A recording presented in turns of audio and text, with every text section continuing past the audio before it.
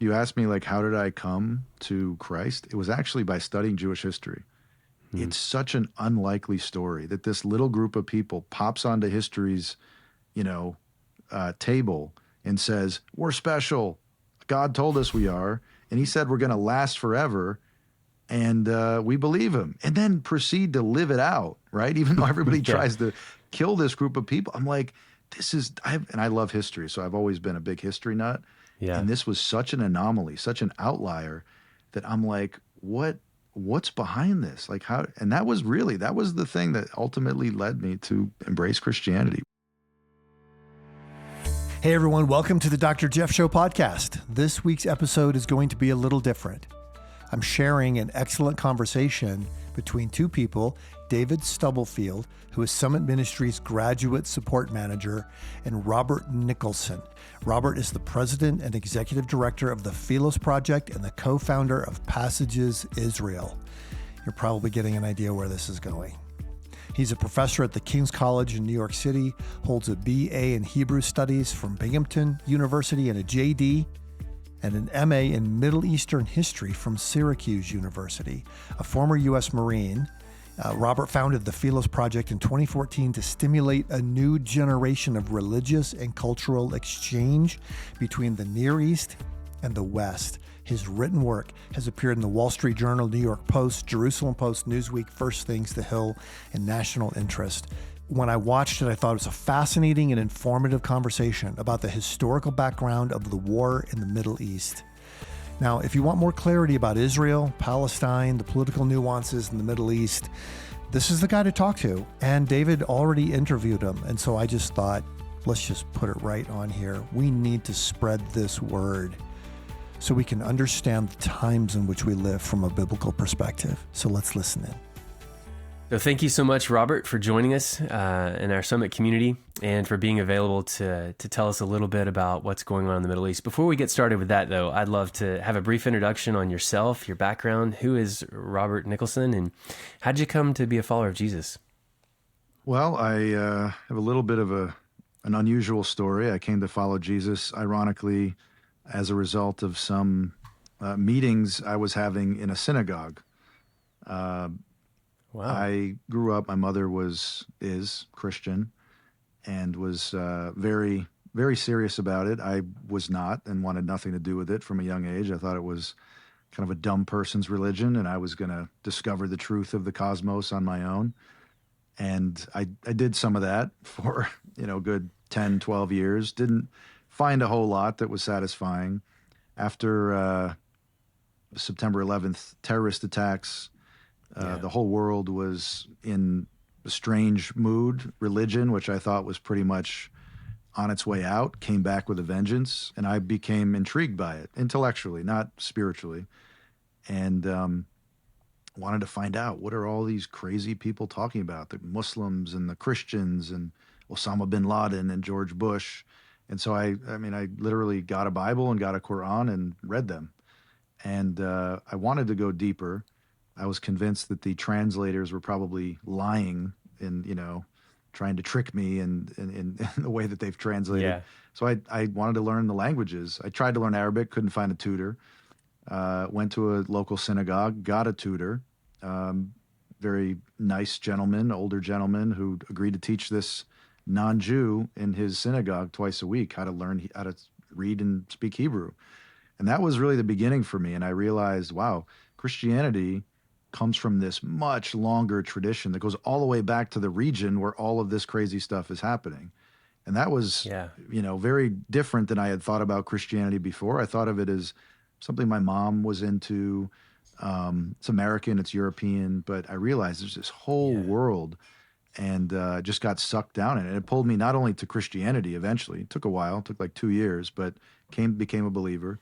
And then it also exposed me to this other part of the world, the Near East, the Middle East. Like, what is all this stuff, right? And that's really what ended up, leading me where I am today. Wow, that's awesome. So what is it you're doing today? What is the Philos Project? So the Philos Project is a nonprofit. It's an educational and advocacy organization based in New York City, started in 2014. The mission is to promote positive Christian engagement in the Near East. And essentially what we do is we educate Christians from different Christian traditions, different backgrounds, professional backgrounds, racial, ethnic backgrounds, on their common heritage in Jerusalem, right? The Hebraic worldview, something we talk a lot about. You say it's synonymous with biblical worldview, but really giving it that Hebrew and kind of Near Eastern dimension. And then try to bring those people together in a network to do tangible things for the people who live there today. So we do a lot on the Israeli-Palestinian conflict. We do a lot for the dwindling, persecuted Christian communities in the region. Think about the Copts or the Assyrians, the Armenians, some of these groups, and we do it through trips, educational programs. We do a lot of content, a lot of media, coalition building. Philos is kind of a big, sprawling organization, but I would say, and I'll just do a shameless plug here, the kinds of people that come through Summit are the kinds of people we would love to have in the Philos network. We have some really interesting young leadership programs.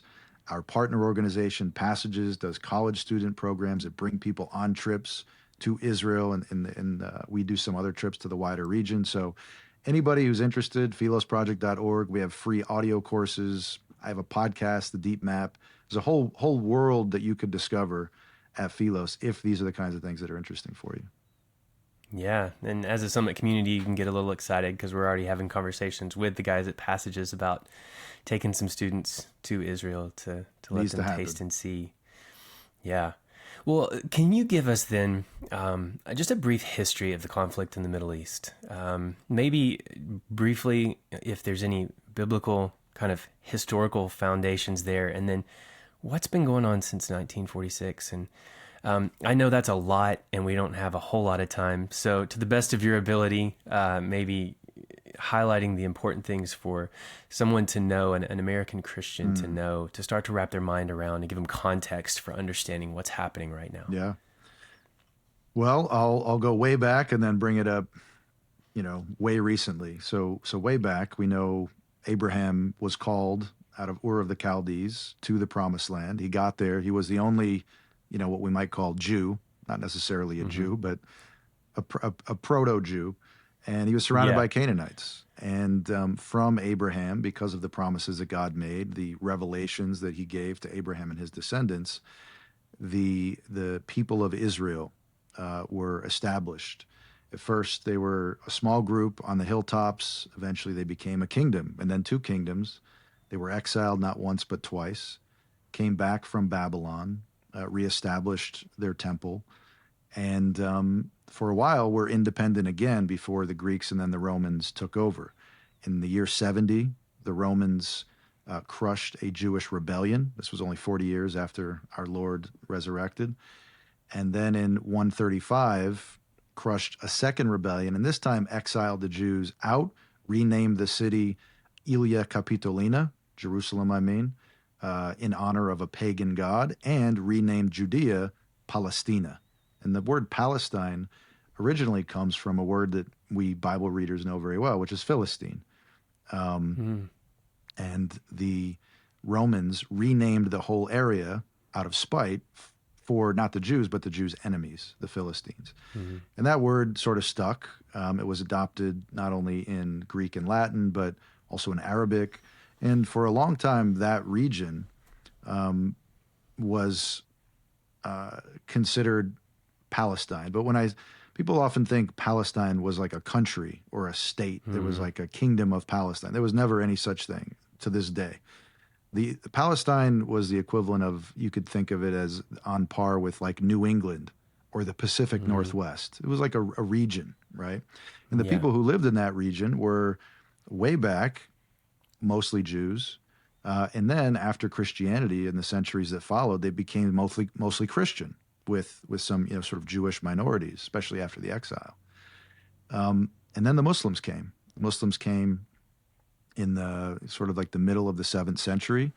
They took over and basically ruled that area with the one interruption of the European Crusades from then until 1917.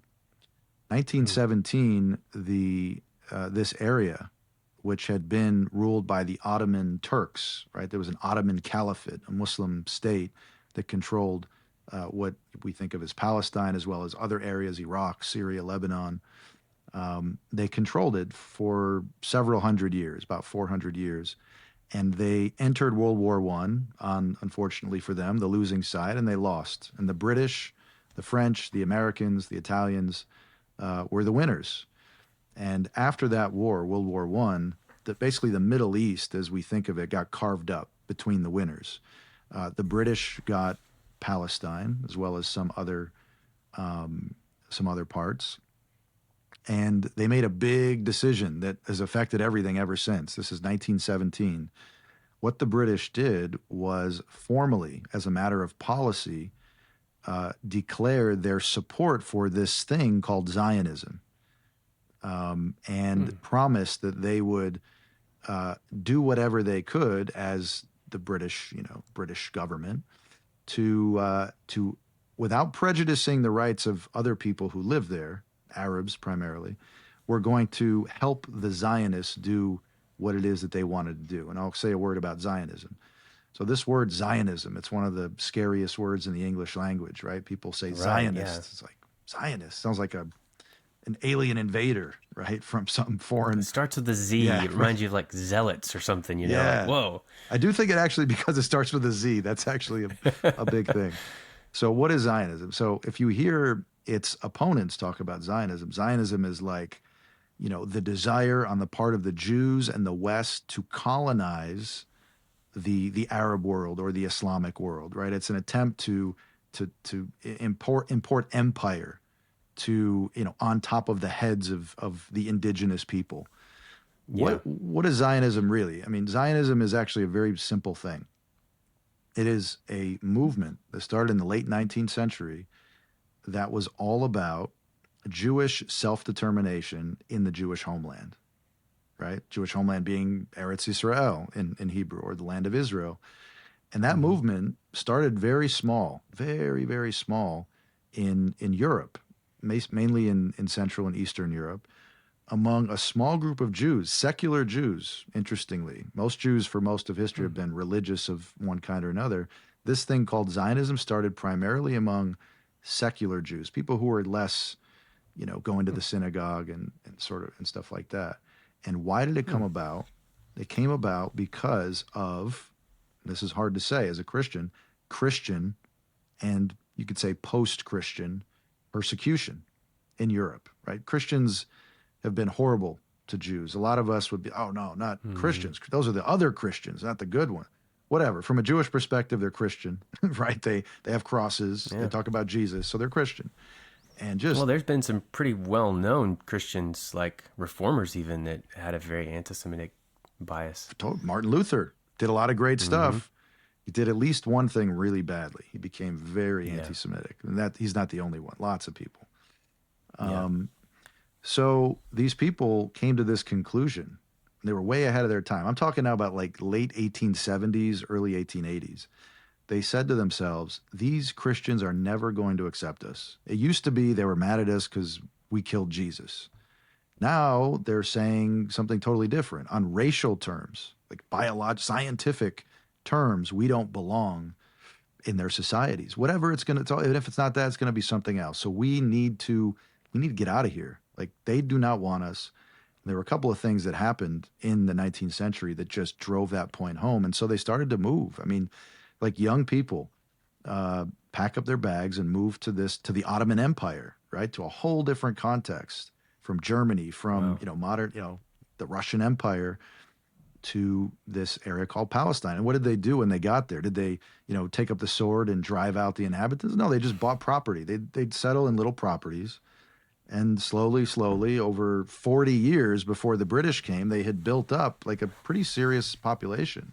So that when the British came and said, now we're in charge and we support this whole movement, the Jews were ecstatic, right? And it was just in time, because it was at that moment that anti-Semitism began to rear its ugly head in Europe. I'll stop here if you want to drill down on anything. There is then, of course, the beginning of the conflict, and that's like another phase of this story. Yeah. So at this point in time, when they started moving back, who was inhabiting Palestine? So there were several 100,000 people living there. Now, Palestine, as we know from contemporary accounts, both 19th century and before, was always considered a backwater, right? No Arab state had ever made Jerusalem. There have been multiple Arab and Muslim states over the centuries. None of them had ever made Jerusalem its capital. None of them. Damascus, Baghdad, Cairo, a number of Muslim states have been established. None of them thought Jerusalem was important enough to make a capital. Most of the people living there, however, at that point spoke Arabic.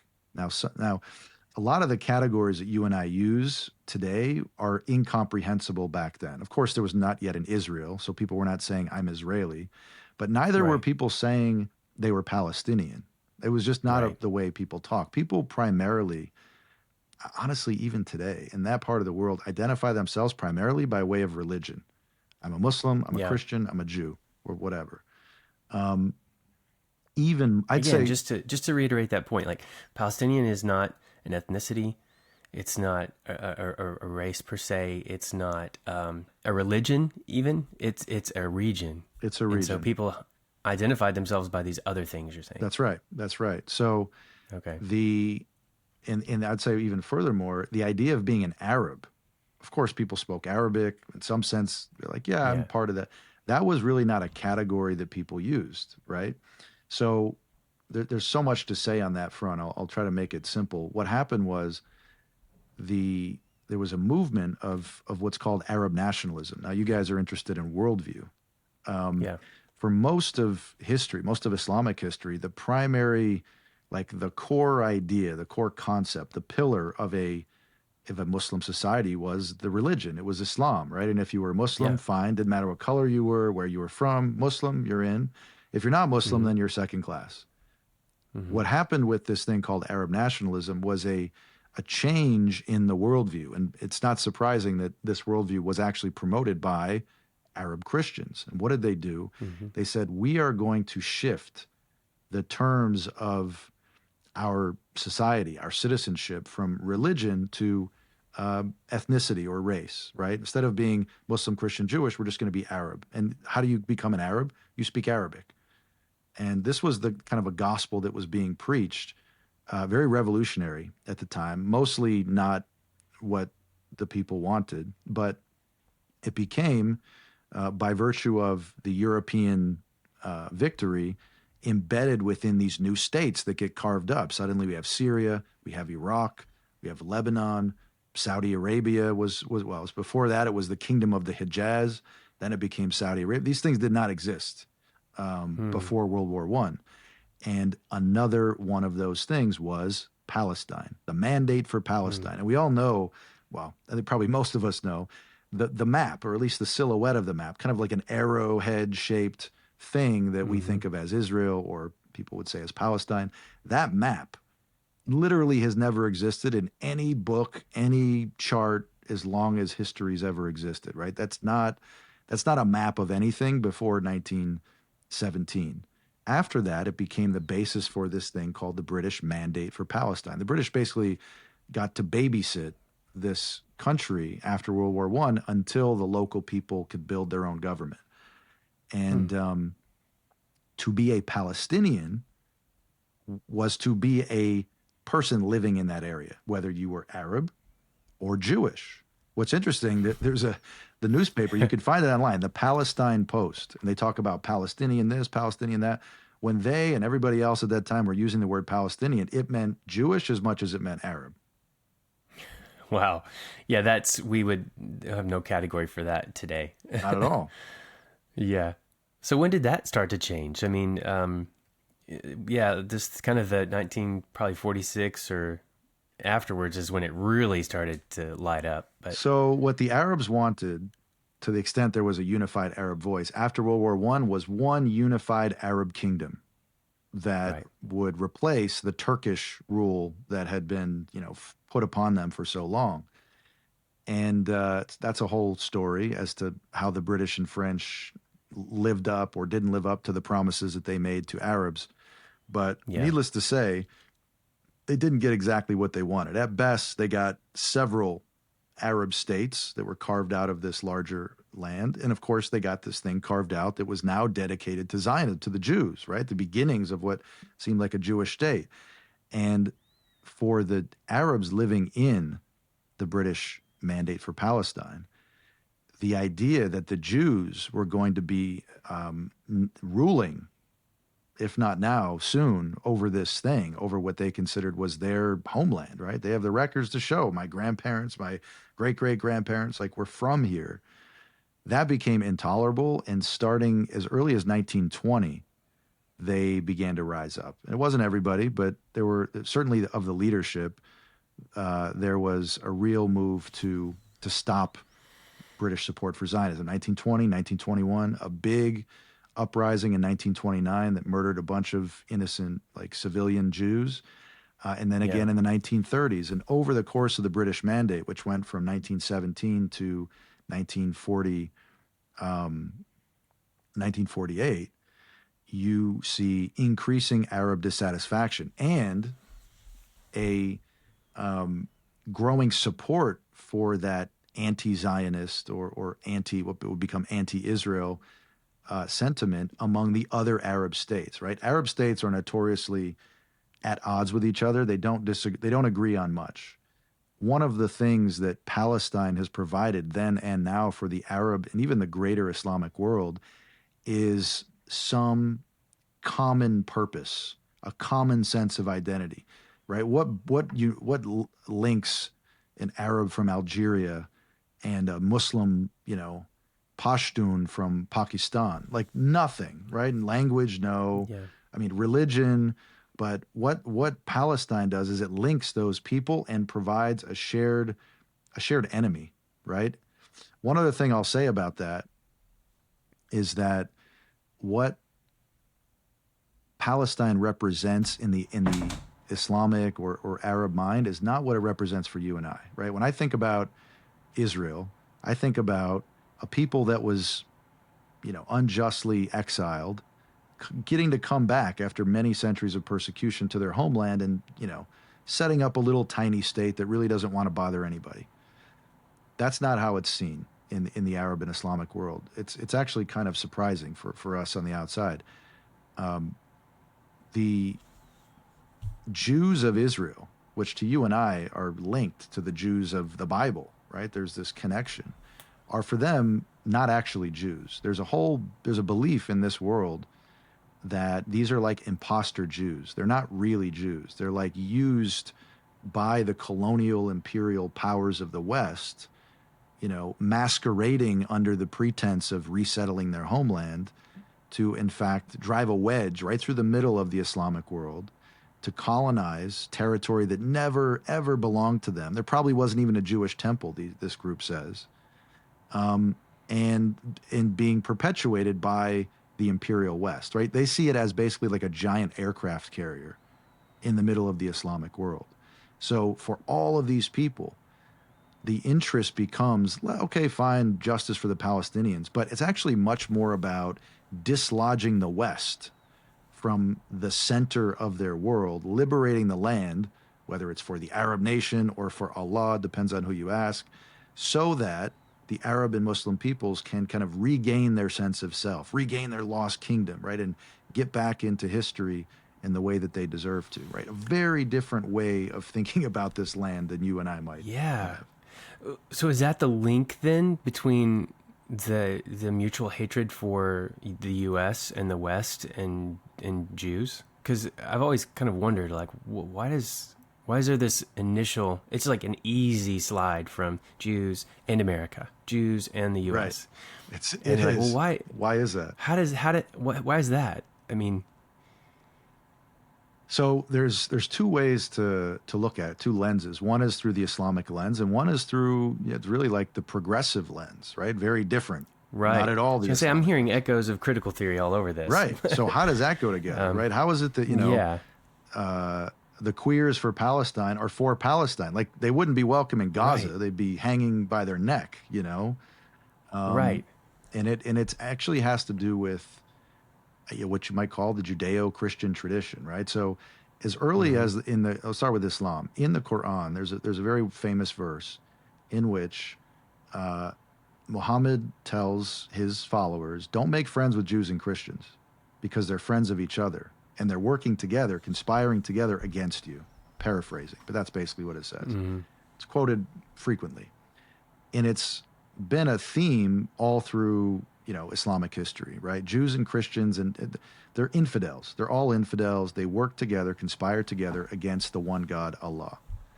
And for that reason, when Osama bin Laden, the guy behind those 9/11 attacks, published his rulings, his messages to the world, he would talk about the Jews and Christians, or Jews and Crusaders and Zionists, right? They're part of a piece. In the Islamic imagination, now, again, I'll say the obvious thing. It doesn't mean every Muslim thinks this way, but Sure. kind of baked into that worldview, the Quranic worldview, there is an understanding that Jews and Christians, they once had some truth, they corrupted it over the years, and they are stubborn, don't want to convert to the one true and final religion, and so work together to undermine the real believers. So already, before the establishment of Israel, there is this theme within Islam of a link between the Jews and the Christians, right? Of what became, the Crusaders and what became the Zionists, right? It's the same thing. And now, of course, it doesn't help that historically, again, the British were helpful to the Zionists. So to them, that's it. That's the evidence that they need. Yeah. Now, from the other side of it, I think that progressives disagree with Islamists on virtually everything, except one thing, which is that the current world order, the international order, which is more or less run by Europe and America, needs to be dismantled, right? Most of them are also, coincidentally, not fans of Judeo-Christian morality, right? And so all of the, Israel becomes a proxy for Western imperialism, for Judeo-Christian triumphalism, the occupation of the human mind, right? You read Nietzsche and, Nietzsche's worldview. Nietzsche hated Christianity. He hated the weak, the slave morality, as he called it, right? That was like shoved into Europe, this noble and amazing and magnificent civilization that conquered lands, and the blonde beast, the barbarian, got like emasculated and weakened by this feminine religion out of Judea, right? He can't stand the Christian church, but where does he trace it back to? He traces it back to the Jews, right? And Nietzsche ultimately paved the way for Adolf Hitler, who was a fan, because he realized that the problem in Europe or in the West isn't just our, failing institutions and all of these things. It's actually much deeper. It's actually our hearts, our minds have been occupied by these despicable, this alien race, these Jews who brought all this stuff into Europe. So the progressives, who are more or less embodying that kind of worldview, arrive at the same conclusion that the Islamists arrive at, which is that this Anglo-American order, all, chock full of all this Christian Bible Jewish stuff, needs to be dismantled, and we need to be the ones that do it, which, is the same position that radical Muslims are in. So they kind of look on the picket line, so to speak. They look down the line. They're like, oh, you guys are for that. Okay, so let's work together. Strange bedfellows, but they find each other because of the worldview. Yeah. Man. Okay, so thank you for that history and background, and I'm sure there are so many more details we could indulge in. At the end, if we don't get to it on the actual podcast, I'd love to get some resources that you would recommend if someone was curious about digging into the history on this.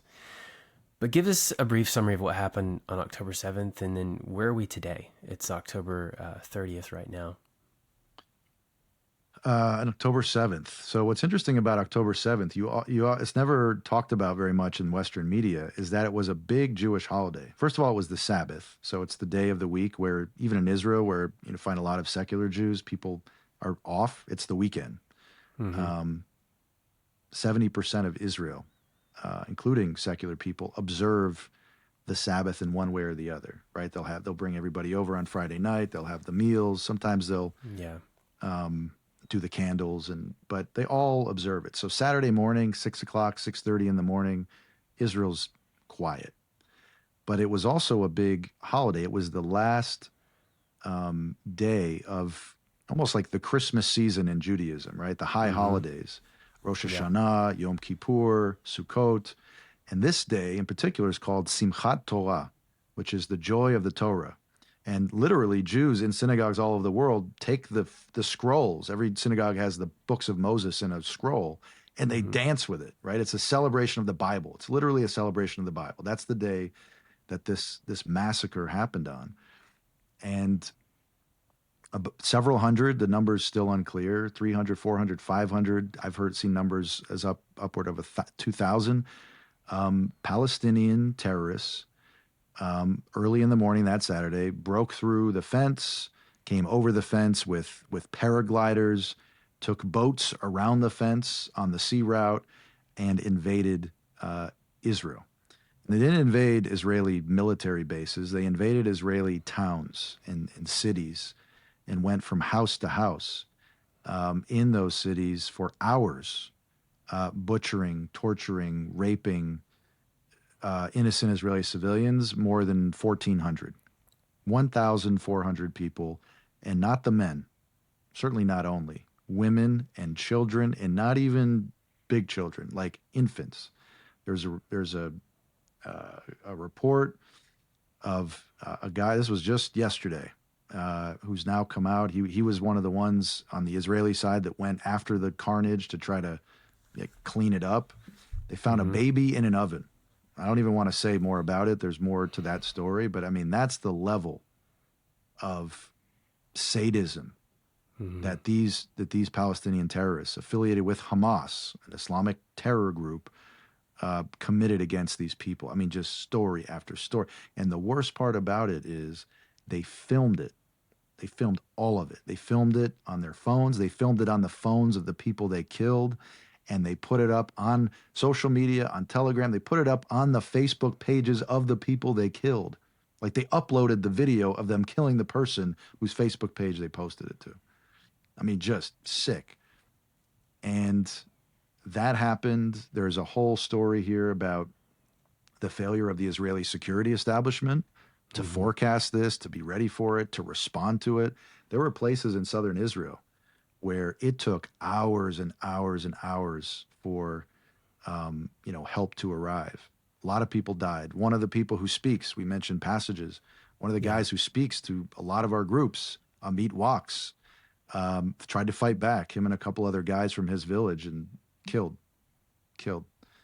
Horrible stuff. I can't even recount for you this stuff. I've like now said I don't want to see anymore. I don't want to hear anymore. It's too much. Yeah. I'm like, my brain is Yeah. full. And it was a shock. It was a total and complete shock to Israel. Israel's a very strong country. They have to be. Yeah. State-of-the-art military, state-of-the-art technology, sensors, drones, right? Everything you can imagine. And it all crumbled right in front of their eyes and in the most horrific way possible.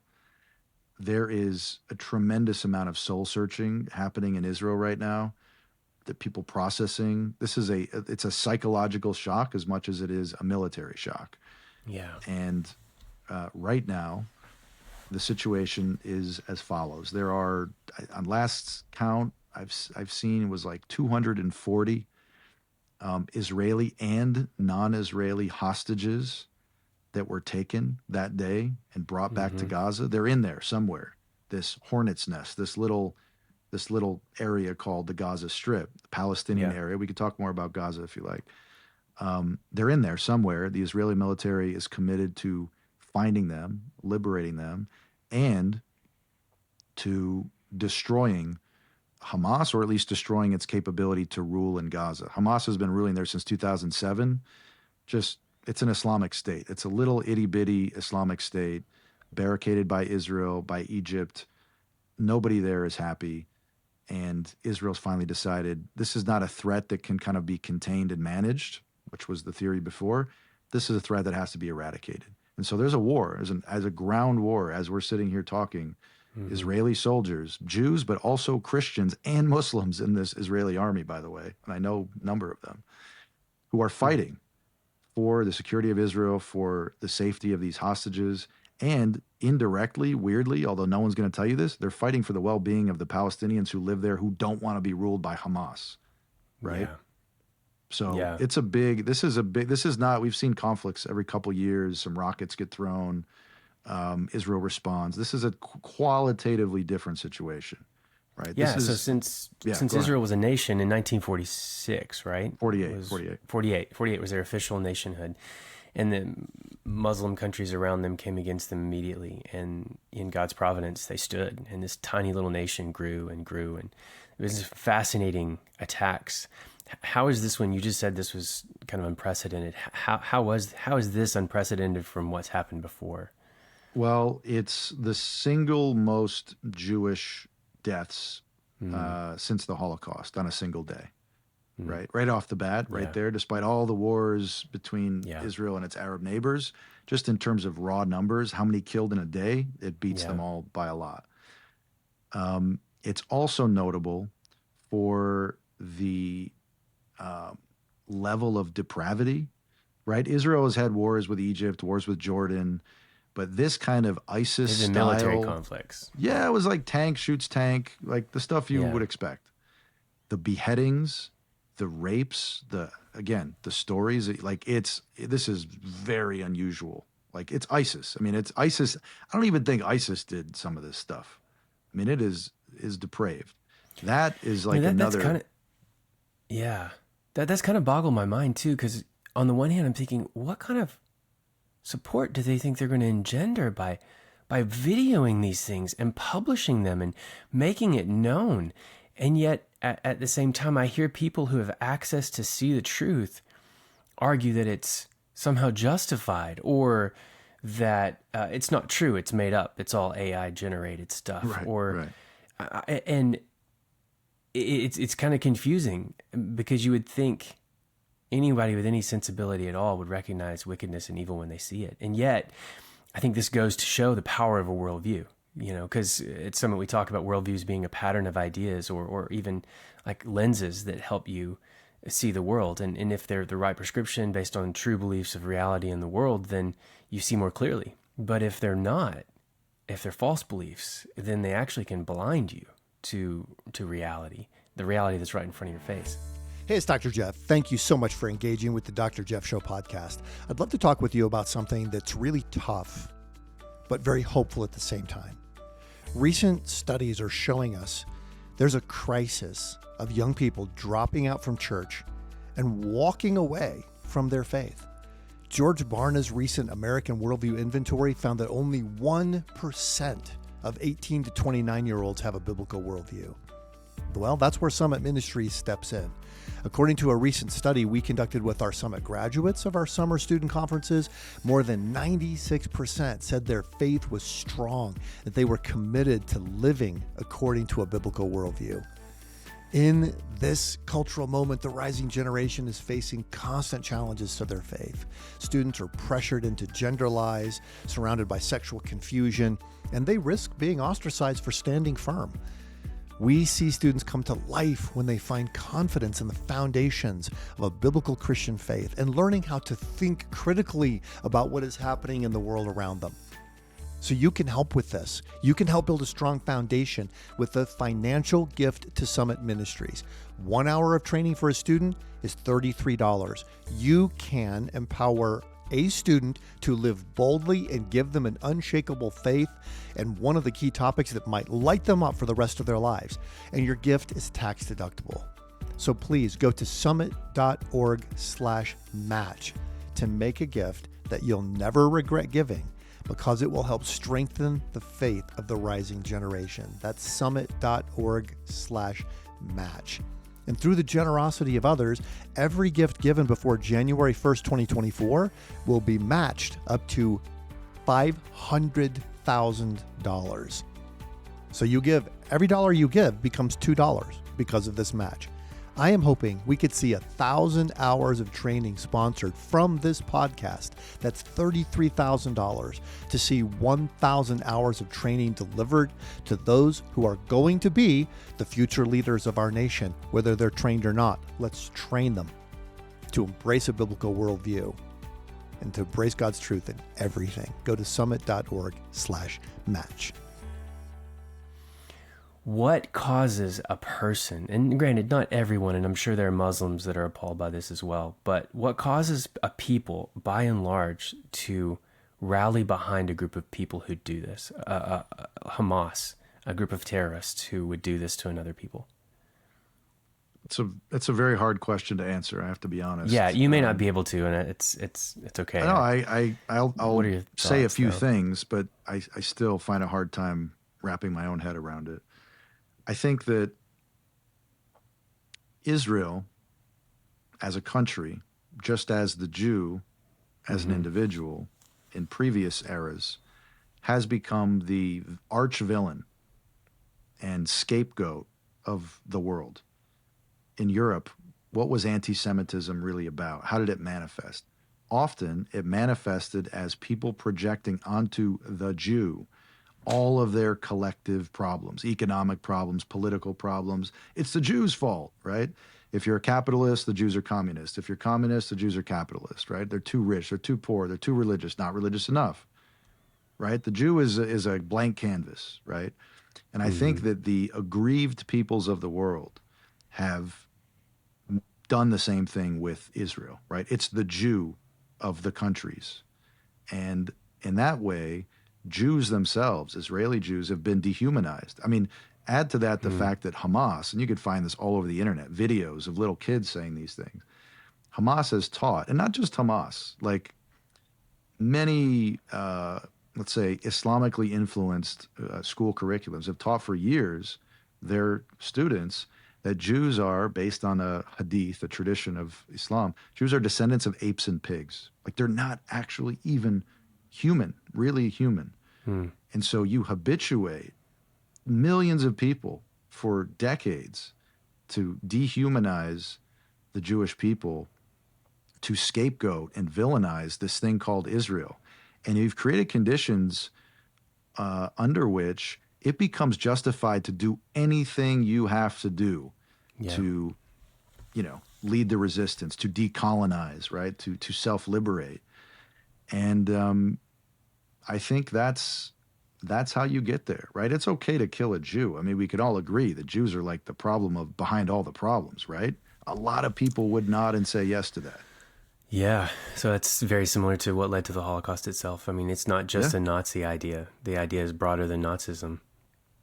I always tell people, And anytime you anti-Semitism dehumanize is, a people, anti-Semitism is often lumped together with a lot of hatreds. Oh, okay, hatred of blacks, that's in America racism, or hatred of Jews is not really all that this is about. Anti-Semitism is a conspiracy theory, right? There is almost always in an anti-Semitic statement the allegation that there is a much bigger story, right? And that the Jews are behind that story and they're orchestrating all of our politics, orchestrating the Iraq War and 9/11, right? They did 9/11 and all these. They're behind everything, and for that reason, they are the enemy of all mankind. I mean, it gets cosmic. People, and I personally, and I know you'll understand this, as will your audience, there's something spiritual about it. Yeah. There's something. How do you get there? Wow. How is it that hundreds of thousands of people have been killed in Syria in the last 10 years? This is an issue I've worked on. Tried advocating for that issue. You can't get anybody to sit up and pay attention.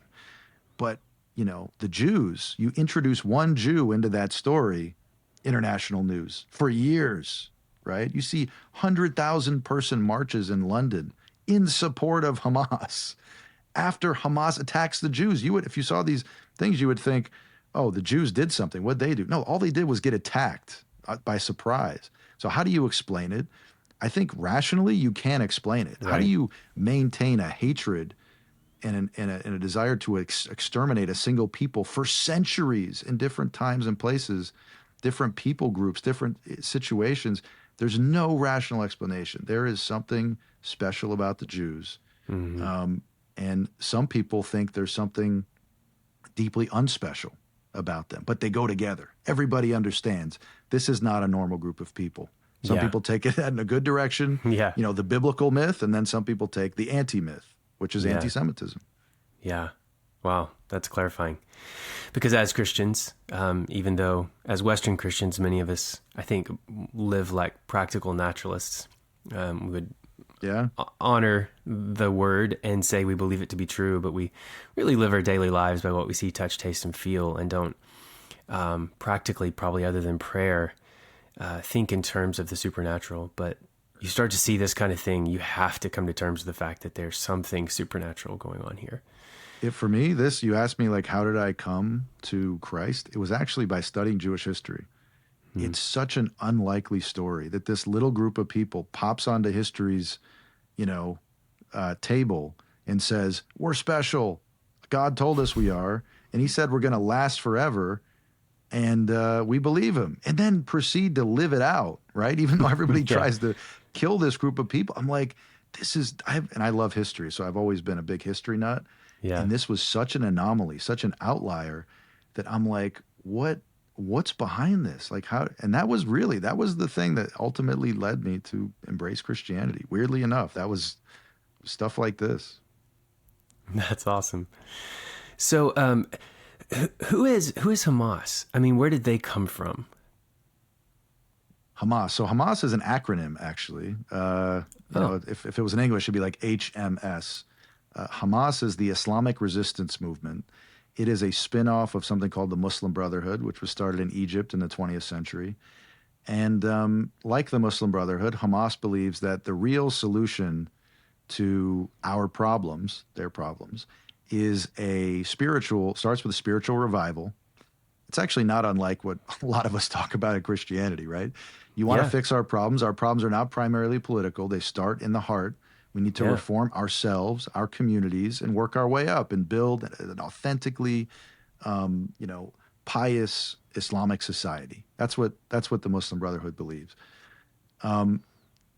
With that comes something we don't have in Christianity, which is an embrace of jihad, right? Of this idea that not only every state, every king, every country needs to wage war on behalf of the true religion, but individual Muslims, right? And this was an innovation. This was not something that was so common in Islam before that. But all of these things are the things that inspired people like Osama bin Laden, inspired ISIS. They took it all. They all have a slightly different flavor.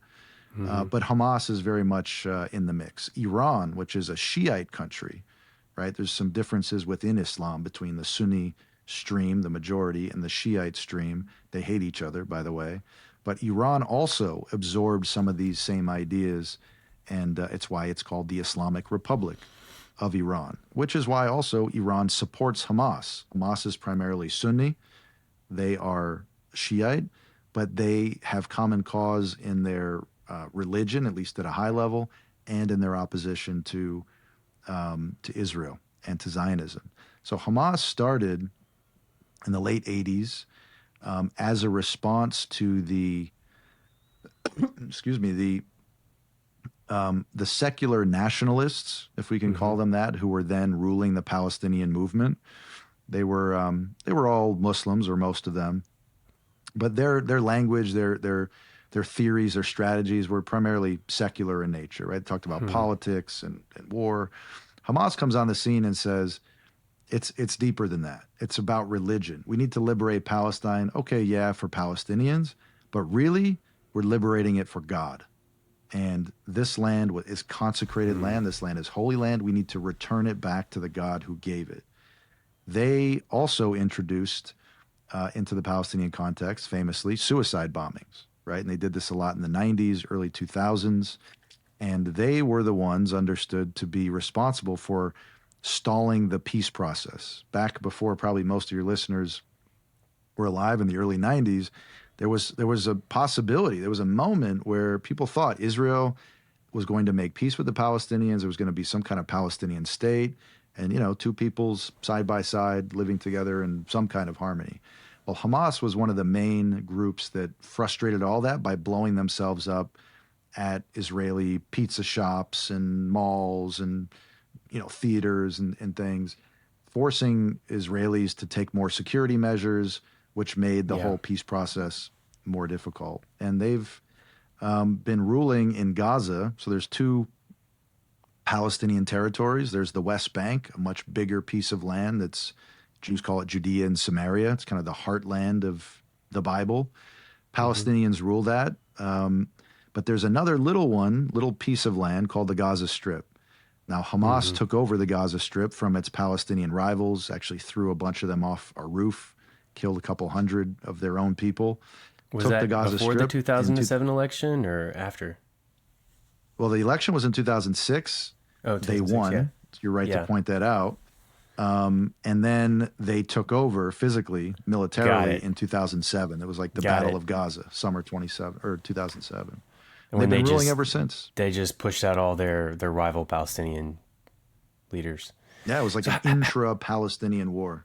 How did they win the election? Did they have the people that persuaded? I mean, did the Palestinian people like really, or was there kind of this, you vote for us or else? No, it wasn't. You vote for us or else. And in fact, they were the weaker party. The Really? United States was so confident that Hamas could never ever win that it was us, in fact, who pushed elections on them, and inadvertently ended up legitimating them because the people went out voluntarily and vote for them. I think their final numbers were 46% or something. Fatah Party, their big rival, the secular nationalist party, they got like 41. So they didn't get like the majority, but they got a Enough. plurality. They got enough to win. Wow. And I mean, look, if you look at the numbers today, they're supported more than ever. So why did they come to power? I think part of it is, they told a story to the voters. They said, listen, you've been led by these secular nationalists, and where has it gotten you? Right? The Israelis are still as powerful as ever. The Americans, the Europeans, still providing cover for this state more than ever. You're nowhere. You're actually worse off than you've ever been. It's because you're neglecting God. You need to bring God into this. And we're strong, we're tough, we're uncompromising. We reject all this nonsense peace with Israel. Like, we're not doing that. We are going to stay true to our principles. And they spoke in the kind of religious, pious, moral language that got people out, and so they won. And they're still supported by Palestinian people in the polls, and it's only going up. It's so. How does that work with the conditions the Palestinians are living in? All the money that's come in through Hamas's control, and they've not put it to use to make better the lives for the people there. It's a great question. Part of it is the other leadership has been so much of a failure in Palestinian eyes. It's so corrupt, right? The people who rule the West Bank, the Palestinian Authority, it's like a Palestinian government. A lot of people don't know there's an actual like Palestinian state. Yeah. It's called the Palestinian Authority. Yeah. It has a president, has diplomats, has post offices. I mean, it's like a proper state or quasi-state. Yeah. They're terrible. Like any poll you look at, and I look at a lot of these polls, the president is like the most hated person in the survey, right? It's like 80-something% want him to go away. For years now, this guy, and there's been no elections, by the way, since that one in 2006. People are frustrated. That's the short answer to your question. People are frustrated. They see no progress being made. Their streets are still full of potholes. There's no, the hospitals are terrible. They can't move. They can't do anything. And so they start to tell themselves, you know what? This whole negotiation thing, for what? It doesn't get us anywhere. The answer is armed struggle. We got to go back to our roots. And so I'll tell you what, September 13th was the last big survey in the West Bank and Gaza by the main Palestinian polling firm. And there was a question on the survey. Do you support armed attacks, violence against Israeli civilians inside Israel? And the number of people who said yes was 67%. And this is a survey that's not done on the phone. This is people go house to house. This is like an old-fashioned survey. Very credible, the most credible survey organization in the West Bank. and 67%. So like 2 out of the 3 people you'll pull off the street thinks it's okay to go do what Hamas did on October 7th, right? That's where the people are at these days. And the longer that I've done this work, the more radicalized they are becoming, right? There was on that same survey a question: if there was a vote today between the current president, like I said, who everybody hates, and Ismail Haniyeh, who's one of the Hamas leaders, who would you vote for? It's not even close, Ismail Haniyeh. They'd vote for the Hamas guy over the secular national guy because they think he's weak, they think he's corrupt, they think he's in bed with the Israelis, and they want somebody to stick it to their enemies. Hamas is the only one that says and shows that they can do it.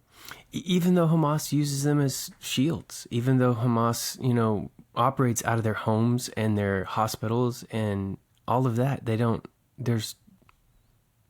willing to tolerate that. So it's important to point out that on all of these surveys, there's at the low end a quarter, an upper end like a third, sometimes even a little bit more, of Palestinians who would basically vote on these surveys the way you and I might, right? They're for negotiation, they're for a two-state solution. Yeah.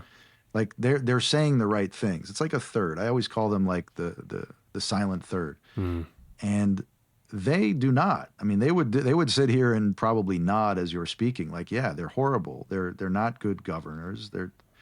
But they have been so conditioned. The Palestinian people have been so conditioned through their schools, through their media. I mean, talk about worldview, to understand themselves as the victim, right? To understand the Israelis as the victimizer, to understand that the only real solution is an eradication of Israel and the establishment of a Palestinian state on top of it, and filled with this idea that by all means necessary, like we will get the occupier, we will get the Zionist enemy, that they are now, especially in like a moment of peak frustration, willing to tolerate whatever they have to see these goals get accomplished. And there's a certain kind of mob mentality too. Yeah. People just get whipped up in a frenzy, and they get behind things that, on their own they probably wouldn't get behind. Right. College, you called it the group stupid factor, but nationally it can be really horrible. So I mean, it goes to point out the reality that the narratives we believe about our lives and the world we live in really make all the difference. I mean, totally. I love that you guys focus on that. I think it's brilliant to focus on worldview, because if you get the worldview right, all the other stuff falls into place. Wow. And you see how it can go well and how it could go really, really poorly. Yeah. I mean, I imagine since 1948, when they became a nation, one of the things we've seemed to have, correct me if I'm wrong, but my looking back at the history since then, it seems like the world powers have been unable to recognize this religious fervor and worldview prohibition for there to be a two-state solution. You'd have to be a pretty secular Muslim to go for that. And there's just not a lot of secular Muslims in power there right now. It's even, I mean, the concept is foreign to that part of the world. Even if you're, like, it's not like here, you're religious, you're not religious, pretty black and white. Yeah. 93% of Palestinians on these surveys say that they're religious. And they'll say like a lot, a little, but it's like, it's hot, medium, mild. It's not, not, right. So they may not pray 5 times a day. They may actually be crappy Muslims, but they believe in that worldview, and they couldn't imagine entertaining anything else or saying, I'm not a Muslim. Now, what you point out though is extremely important. And I have no doubt that anybody listening to this will understand why religion, why spirituality, why worldview makes a difference. And I would hope that there are out there in your audience people who want to go into public service or, go into careers that somehow relate to this, because this is, and honestly, this is what Philos is about, right? Is introducing the hidden dimension, right? The thing that nobody's talking about. I have this podcast called The Deep Map, and anybody who's interested can check it out. And my tagline is exploring the hidden religious and cultural dynamics driving headlines around the world. Because people do things, shockingly, largely because of what they believe to be true about the world. And if you don't get that one thing going into this region, you won't understand anything. You'll think it's about borders and, who gets to control this piece of land and how many refugees get to come. Those are all issues, but they're secondary issues. The primary issues are psychological. They're mythical, right? They're spiritual. Yeah.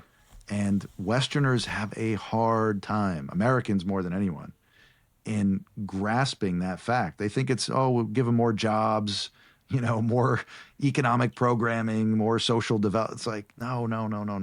It's much deeper than that. Yeah. Absolutely. Well, we're running close on time, and I want to honor the time you're giving us. What are some practical ways that American Christians can engage with this? I mean, so the bulk of our audience have been trained to think in terms of worldview. Many of the younger ones are in college or grad school or young professionals. If they're talking with a classmate or professor, or in that context, it's probably more hostile, but maybe a neighbor or a friend who is buying a false narrative, just doesn't know any better, or hasn't done the diligence to seek to find the truth. How would you instruct them? How would you encourage them to speak the truth in love? And then are there other things they can do other than, of course, as believers, pray for Israel and for the Palestinians that don't desire this? For sure that. So I sometimes teach Christian response to conflict. So compassion, diligence, discernment, action. That's usually the litany I roll out. So compassion, and this helps a lot when you're talking to people. You should be genuinely a compassionate person who, putting aside ideology, politics, all of that, can recognize the humanity in everyone, right? And I think there are Christians in this space who, could care less what a Palestinian is or what their life is like or what happens to them in the future. I can get that because there's a lot of bad that's been done from that side to the other.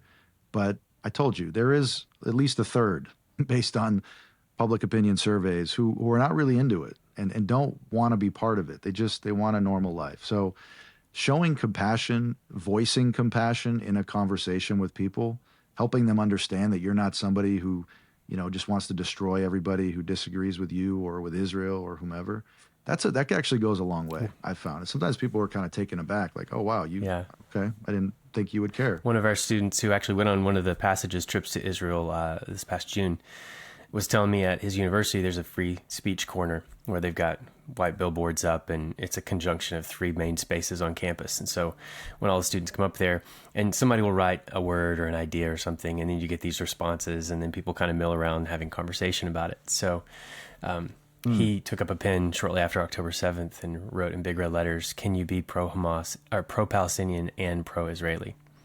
Just to start the conversation of, is there a category for loving people and having compassion and being for the well-being of both when it's so polarized, right? But something similar to that, right? And genuinely loving people. Yeah, genuinely right. I think I'm pretty sure we're called to do that. It's in there somewhere. Now, the mistake, somewhere. The mistake that people make is stopping there. And this is what I always tell Christians. Christians are actually quite good at having compassion for the most part. But oftentimes people use it as an excuse to be like, oh, I don't know, like both sides, like it's all fine. It's the not relativism all fine, creeps right? out. And like, who wants to be that guy on, Instagram being like pro-Israel? That's not cool. Like nobody wants to be that guy. So I think that part of that plays a role too. So I would say the next step is very important. Diligence. Like you gotta actually, if this is at all something that you feel like you should talk about, then it's something you got to learn about. Now, you don't have to get a PhD. It's not like this impossible task. But you got to know the gist of it, right? And be able to articulate more or less where things stand. Now, as a Christian, you have sort of 2 dimensions you're working. One is like the stuff we talked about earlier, the history. Like you have to know basically kind of what happened. But there's also the spiritual dimension, right? And what role does Israel play in the Christian imagination, the Christian story? That's also important. So one resource I really highly recommend to people is a movie that we made at Philos called Hope in the Holy Land. It's on Amazon Prime. It's on YouTube. It's pretty much everywhere. We're actually trying to show this film now specifically. So if there are people in your audience who are interested in showing the film and doing like Q&As and stuff like that, we can make that happen. It's a great story. It profiles a guy who starts out being like, I'm pro-Israel, but what about Palestinians? I keep hearing about these Palestinians. What's the deal with them? Is there a possibility for peace between these people? And he goes on this whole journey. It's really amazing, like street level type stuff that he does. And surprisingly, given the subject matter, the film ends exposing the humanity of both sides and a hopeful path forward. It's a great film. Like in an hour and a half, you'll learn more than probably, a college course. And it's Christian. These are all Christians. So Hope in the Holy Land, I would highly recommend that. We also at Philos have these things that it's called Pathfinder courses. They're free. They're audio courses, and they're on everything from the conflict to, Islam 101, Jewish Christian relations, like all this stuff, Syrian civil war. Like we have all these courses, and it's like super deep dive. That's, if you really want to get into the nitty gritty. Discernment is the next part. So I urge everybody to go out and read as much as you can, read on both sides, but there's a certain point at which you got to stop learning and start discerning. And I think that, being informed by the Holy Spirit, it's important for us to parse some of these things and come to some conclusions. It can't just be, well, they're both right. Right. And be able to articulate your position after that process and then action. So the one thing I'll recommend, I'll stop here, is we have something at Philos, another thing called the Philos Action League. And the Philos Action League, besides its really cool name, is this really cool network of volunteers all over the country. We have like 3,000, every state, in some countries as well, outside of the U.S. Christian volunteers who agree to be like local representatives of friendship to the Jewish community. Now, you'd be surprised at where the Jewish community can be found. Everybody thinks about New York and LA and Chicago. Jews are everywhere. And now more than ever, they feel alone. They feel abandoned. They're seeing these marches on American streets, American campuses, and they're thinking, oh my goodness, like, do we even have a place here? So what PAL does, Philos Action League does, is we show up physically. We have this thing we do where we bring bouquets of white roses to Jewish synagogues, community centers, schools, little handwritten note that's just, hey, I'm Robert. I'm a Christian. I'm in your neighborhood. You don't know me, but I just want to let you know you're not alone. I'm your friend, and I would love to continue the conversation. And we just did something last Thursday. We did 179 cities on the same day. Oh, cool. And we have thank you notes, like it'd tear you up. I mean, you'd be shocked at how a little gesture like that can go a long way. And not only just like helping Jews feel more comfortable in America, it's rectifying the poor Christian witness of our forebears. Historically. Right? Things have been done in the name of the cross to this people that are unspeakable. You show up with a bouquet of flowers, you are chipping away at that awful legacy one little bit at a time. So Philos Action League, it's super fun. It feels good. It's just a great thing to be part of. And it's very simple. Like, you don't have to have a PhD in the conflict to show up and be like, hey, I'm Joe. Would love to get to know you. So really urge people to do that. It's a simple way to actually make a difference locally. We've all got the opportunity, especially any students who are on campus. I have that image of that girl in mind who is pleading with her, college administrator, please stop this protest, stop these chants, stop these threats against me and my people on campus. Absolutely. Well, Robert, thank you. Thank you so much for carving out some time. I'd love to maybe continue some of these conversations, and hopefully this will just be the beginning. But thank you so much for giving your time to us. Well, I appreciate you guys highlighting this issue and having me on. Absolutely. Anytime. I hope you enjoyed this unique episode of the Dr. Jeff Show podcast, where it wasn't even Dr. Jeff. It was David Stubblefield interviewing Robert Nicholson about Israel and Palestine. As Christians, as I mentioned at the beginning of the show, we're called to understand the times we live in. We're called to act with discernment.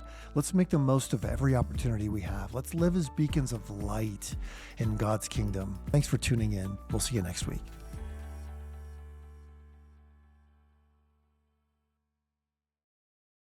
Thank you for listening to today's episode. If you enjoy the show, would you consider leaving a review on your favorite platform? Reviews help more people find the show. And if you want more resources that can help you live out a biblical worldview as a student, parent, educator, or church leader, head over to summit.org/resources for articles, videos, ebooks, and more. Also, if you're looking for more great podcasts that will build your faith and inspire you, our friends at Edify have just what you need. You can find more podcasts, including the Dr. Jeff Show podcast, on the Edify app. You download it at edify.app, or you can search for Edify, which is spelled EDIFI, in the Apple and Google Play stores.